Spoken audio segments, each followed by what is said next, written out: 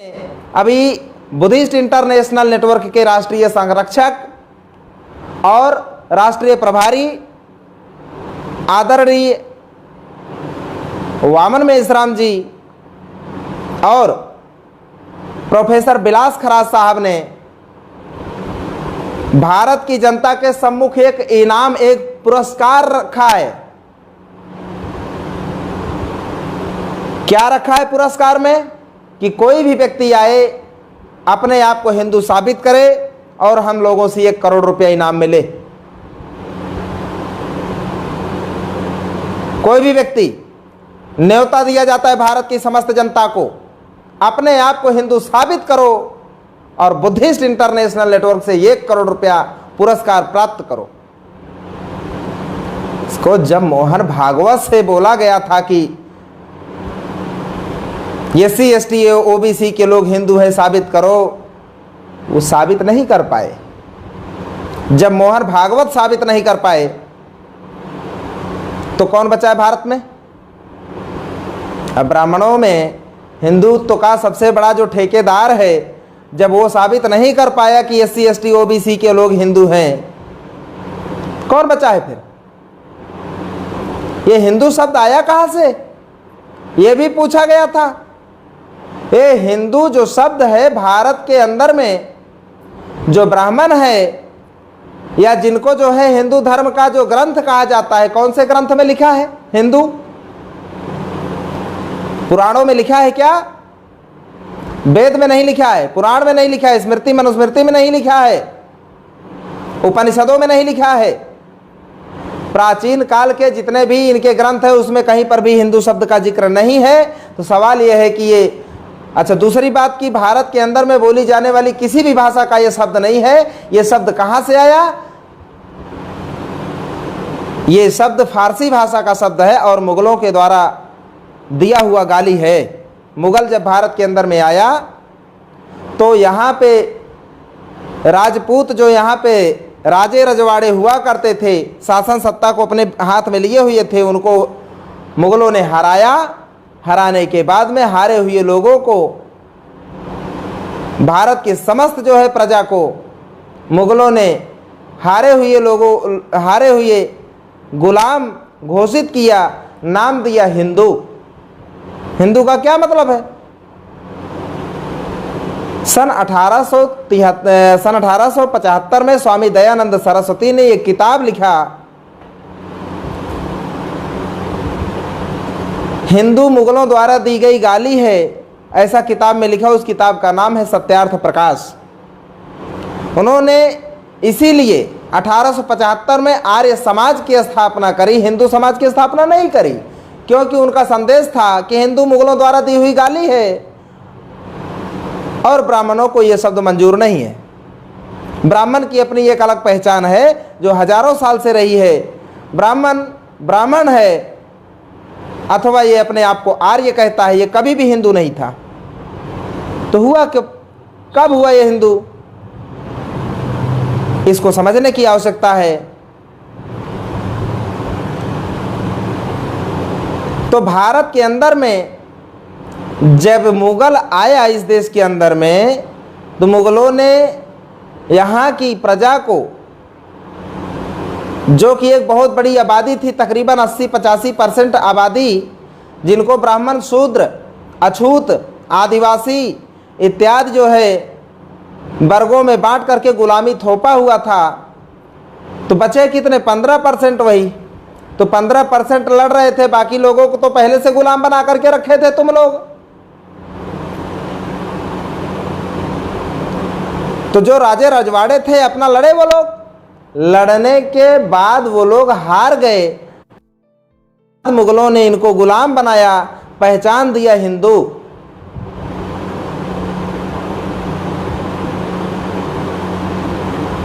ब्राह्मण इस शब्द को नकार देता है। नकारने की एक वजह है, मुगलों ने हिंदुओं के ऊपर एक कर लगाया, जजिया कर। ब्राह्मण तुरंत जो है उसकी प्रतिक्रिया देता है कि हम हिंदू नहीं हैं, हम हजारों साल पहले इस देश के अंदर में आक्रमण करके इस देश के लोगों को गुलाम बना करके रखा, हम लोग भी विदेशी लोग हैं, जैसे कि तुम हो, जैसे कि मुगल विदेशी है आक्रमणकारी, ऐसे हम भी हैं। इसलिए हम हिंदू नहीं हैं, अतः हम हिंदू के नाम पर कर नहीं देने वाले। बल्कि ब्राह्मणों ने मुगलों से समझौता करके 800 साल तक ब्राह्मणों ने भारत के अंदर में मुगलों को राजकाज करने में मदद किया और उसके साथ सत्ता की मलाई काटा। ये भारत के इतिहास की एक कड़वा सच है।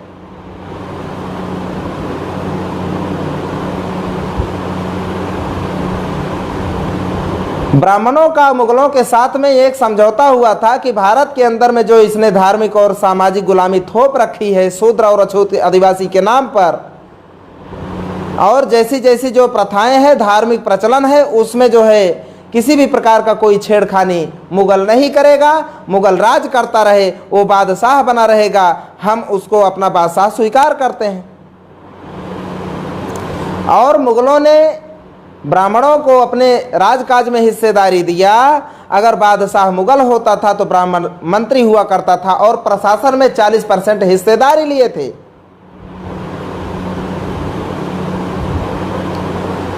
यही कारण है कि मुगल पीरियड में भारत के अंदर में जो शूद्र अछूत बनाए गए थे, इनके ऊपर से गुलामी का जो कहर ढाया जा रहा था वो बिल्कुल बंद नहीं हुआ, चलता रहा, अनवरत चलता रहा। शूद्र जिसको आज ओबीसी कहा जाता है, अछूत जिसको आज अनुसूचित जाति के नाम से जाना जाता है एससी, आदिवासी जिसको आज शेड्यूल ट्राइब एसटी के नाम से जाना जाता है, तो गुलाम थे। इनके ऊपर ब्राह्मणों ने गुलामी थोप रखी थी। शूद्रों के ऊपर थोप रखा था, शुद्धिकरण पर था।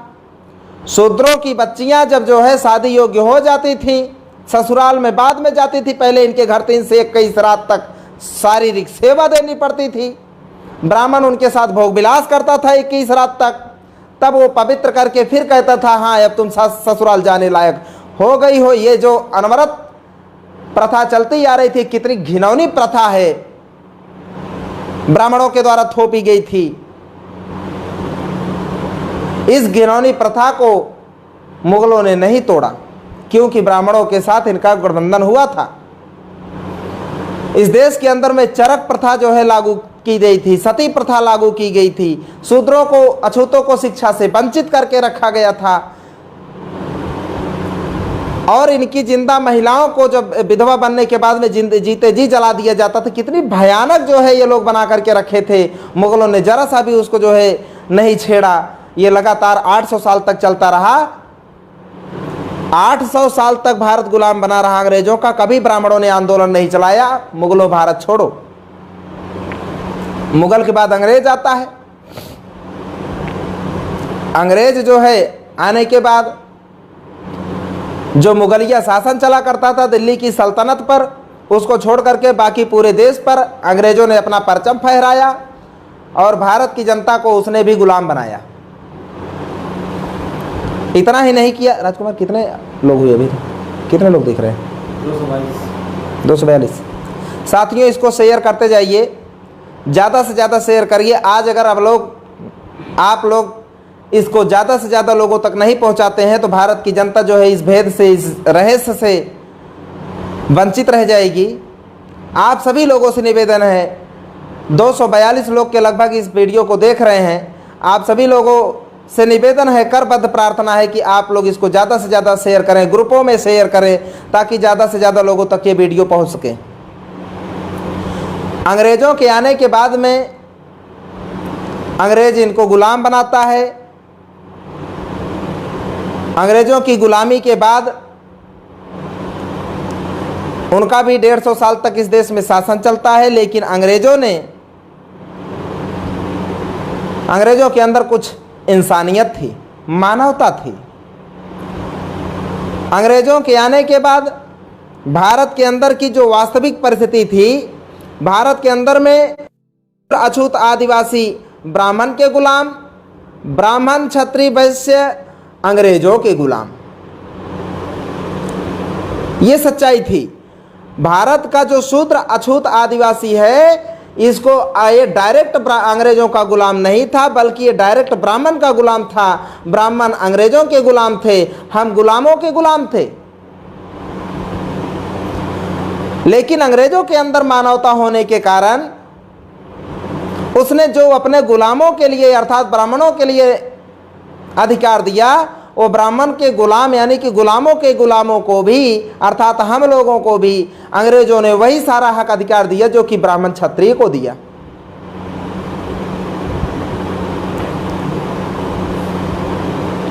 अगर शूद्रों को, अगर ब्राह्मणों को पढ़ने का अधिकार होगा तो SC ST OBC को भी पढ़ने का अधिकार होगा, शूद्र अछूत आदिवासी को भी। अगर इनको जो है संपत्ति रखने का अधिकार है तो शूद्र अछूत आदिवासियों को भी होना चाहिए। और ये सती प्रथा जैसी तमाम, और इतना ही नहीं, आस्तन कर ये जो है लोग ये लिया करते थे केरल में, कितनी घिनौनी प्रथा इन लोगों ने थोप रखी थी, जिसका जो है अंग्रेजों ने पूरी तरह से खंडन किया। सती प्रथा को अंग्रेजों ने कानून बना करके ख़त्म किया, चरक पूजा को कानून बना करके ख़त्म किया। जगन्नाथपुरी से जब जो है रथ यात्रा निकलती थी तो वहाँ पर जो है आज शूद्र समाज के जो लोग हुआ करते थे यानी बैकवर्ड समाज के लोग अपने जो है ज्येष्ठ पुत्र को ला करके वहाँ पर रथ के नीचे दबा करके मरवा देते थे, तो उनको जो है तृप्ति होती थी। इस बात का बोध होता था कि अगले जन्म में हम किसी अच्छे कुल में पैदा होंगे और पिछले जन्म का हमारा सारा जो पाप है वो उससे हम मुक्त हो जाएंगे। ऐसी घिनौनी सोच जो है ब्राह्मणों ने उन लोगों को दिमाग में डाल रखी थी। ये सारा कुछ ब्राह्मणों ने जो थोप रखा था अमानवीय प्रथा, इसको अंग्रेजों ने समाप्त किया। अंग्रेज सामाजिक और धार्मिक रूप से पूरी तरह से खंडित करते जा रहे थे ब्राह्मणों की व्यवस्था को, और ब्राह्मणों की व्यवस्था पूरी तरह से लहूलुहान होने के बाद, चोटिल होने के बाद उनको लगा कि कहीं हमारी चंगुल से OBC SC ST अर्थात शूद्र अछूत आदिवासी हमारे चंगुल से गुलामी के निकल ना जाएं। इस बात के लिए ब्राह्मण चिंतित हुए और अंग्रेजों ने एक संकल्प लिया था कि मेरे जाने से पहले यहाँ पर कुछ ऐसा किया जाना चाहिए कि कानून बनाने की जो संस्था हो उसमें सभी लोगों का प्रतिभाग होना चाहिए, सभी समाज के लोगों का प्रतिभाग होगा तो कोई किसी समाज के ऊपर जो है अन्याय अत्याचार करने वाला कानून नहीं बना सकता। ये प्लान के तहत जो है अंग्रेजों ने साउथ बरो कमीशन लंदन से भिजवाया कि भारत की समस्त प्रजा को, सभी वर्ग के लोगों को, सभी समाज के लोगों को कानून बनाने की संस्था जो होगी उसमें सबका हिस्सेदारी होना चाहिए, क्योंकि अंग्रेजों के आने के बाद कानून बनाने का अधिकार तो केवल ब्राह्मणों का था। जब ब्राह्मणों का था तो ब्राह्मणों ने अपने आप को ईश्वर बना डाला, देवदूत बना डाला, और यहाँ की जो मूल प्रजा हुआ करती थी भारत की, इसको जो है इंसान से बदतर जिंदगी पे जीने को मजबूर कर दिया।